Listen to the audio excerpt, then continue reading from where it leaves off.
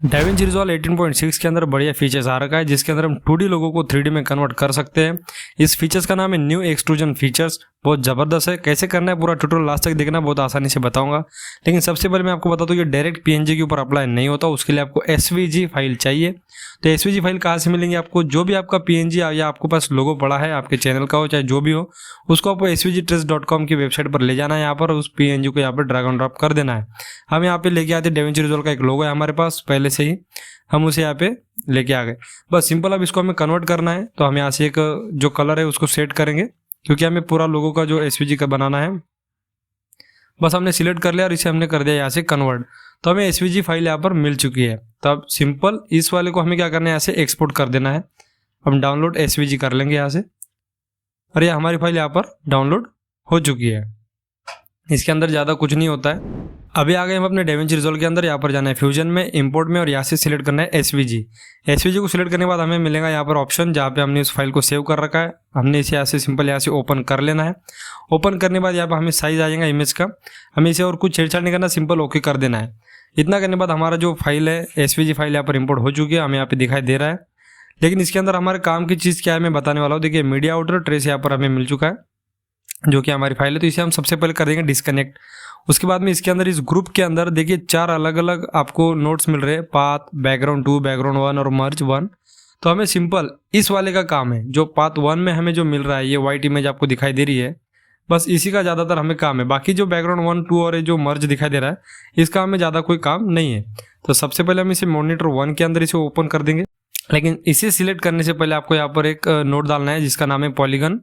तो S polygon को यहाँ पर ऐड कर लेना है अपने टाइमलाइन के अंदर और सिंपल इसे 2 वाले मॉनिटर के अंदर इसे ऑन कर देना है। तो सिंपल हम जाएंगे फिर पाथ 1 के अंदर और यहाँ से हम इसे कर देंगे सिलेक्ट ऐसे और राइट क्लिक करेंगे साइड में और यहाँ से सिलेक्ट करना है हमको पॉलीगन, पाथ पॉलीलाइन और कॉपी कर देना है। अब पाथ पॉलीलाइन को कॉपी करने के बाद हम इसे पॉलीगन 1 के ऊपर से हमें पेस्ट करना है। तो सिंपल यहाँ जाएंगे हम लोग और यहाँ से सिर्फ पॉलीगन 1 को सिलेक्ट करके पेस्ट कर देंगे। अब यहाँ पर हमारा जो इमेज है उसका पॉलीगन का पूरा सब कुछ यहाँ पर आ चुका है, पूरा डिटेल यहाँ पर आ चुका है जिसके ऊपर हमें लोगों को लगाना है 3D में। हम उसे ईजी से क्रिएट कर सकते हैं। लेकिन ये जो है ज़्यादा बड़े साइज में यहाँ पर आ चुका है, हमारे टाइमलाइन के अंदर नहीं है। उससे पहले हमें जो ग्रुप था उसको हमको डिलीट कर देंगे, हमें उसका कोई काम नहीं है। अब यहाँ पॉलीगन के ऊपर हमें पूरा काम करना है। लेकिन सबसे पहले यहाँ पे एक सीक्वेंस होता है तो हम इसको डाल देंगे एक्सट्रूड 3D को कनेक्ट कर देंगे क्योंकि ये पूरा 3D अगर आपको रेंडर करना है तो इस सीक्वेंस के हिसाब से ही आपको पूरा करना है। सबसे पहले हमने इसको डाल दिया जो हमारा 3D स्पेस के अंदर हमारा SVG जो फाइल जो होती है यहाँ पर आ चुकी है 3D स्पेस के अंदर। अब पूरा एडिट हमें यही करना है। सबसे पहले हम यहाँ से इसे लाइट्स को ऑन कर लेते हैं। एक्सट्रूड 3D ये जो नया आया है इसके अंदर ही सब कुछ हमें ये मिलना है देखने के लिए, इसी वजह से पॉसिबल हो चुका है। अब एक्सट्रूड डेप्थ को जो हमें यहाँ से थोड़ा बढ़ा लेंगे। देखिए 3D अभी से ही ये लोगो कन्वर्ट होना शुरू हो चुका है। उसके बाद में बेवल डेप्थ ये सबसे बेस्ट मुझे लगता है, इसके वजह से ही पूरा एक्चुअल 3D जो आपका लोगो दिखना स्टार्ट हो जाता है। देखिए डेप्थ और विंड यहाँ से हमने सिलेक्ट कर लिया बेवल की, इस वजह से पूरा लोगो आपका बढ़िया से दिखने लगा है। अभी ये हो चुका है इतना। अभी हमें बाकी के जो नोट्स है उन्हें भी ऐड करना है। यहाँ पर सिंपल यहाँ पे शिफ्ट प्लस स्पेस दबाएंगे तो हमारा ये आ जाएगा। तो हमें यहाँ पे सिंपल मर्ज को ऐड करना है। उसके बाद में हमें यहाँ पे रेंडर 3D को ऐड कर देना है क्योंकि इसके बगैर तो रेंडर होगा ही नहीं।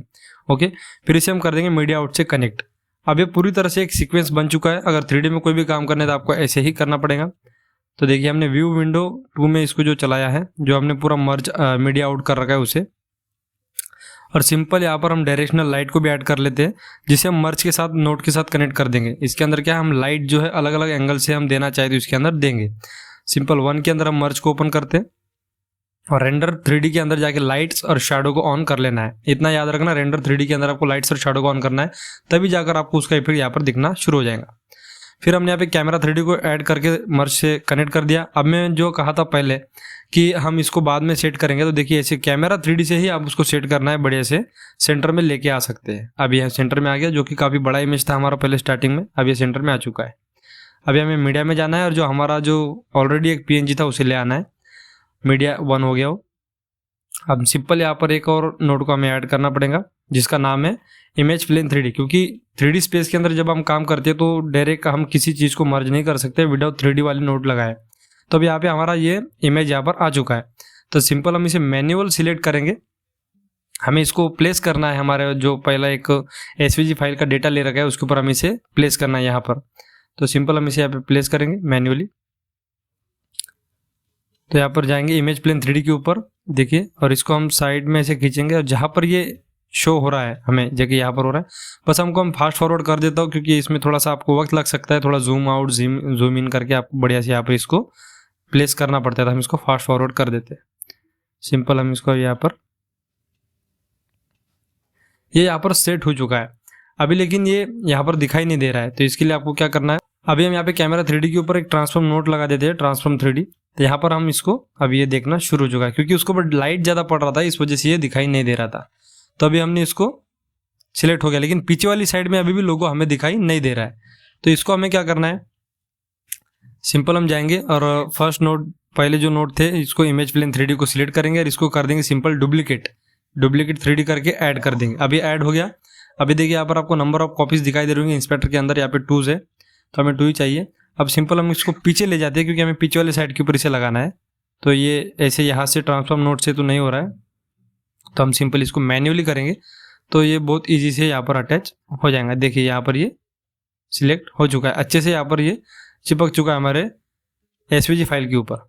अभी यहाँ पर जो ब्लैक ब्लैक आपको दिखाई दे रहा है, इसको हम कैसे ठीक करेंगे, इसको ठीक करने का तरीका देखिए, जो डायरेक्शनल लाइट है इसको हमें ठीक करना है क्योंकि एक ही डायरेक्शन से लाइट पड़ रही थी। हम ट्रांसफॉर्म नोट में जाके इसकी वाई पोजीशन को चेंज करेंगे। देखिए यहाँ पर आपको दिखाई दे रहा होगा एक छोटा सा एक लाइट वाला जो घूम रहा है साइड में, अभी अच्छे से हो चुका है, डायरेक्शनल लाइट आ चुका है। हम ट्रांसफॉर्म नोट में जाकर भी इसकी लाइट की पोजीशन को चेंज कर सकते हैं, हमें लाइट कैसे और कहाँ चाहिए, ठीक है।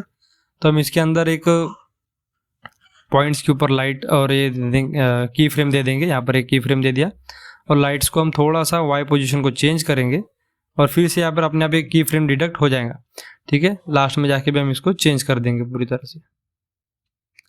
ओके, इतना हो गया। अभी आपका पूरा काम यहाँ पर हो चुका है और आपका 3D लोगो रेडी हो चुका है। वीडियो अच्छा लगे दोस्तों, लाइक करना। मिलते हैं अगली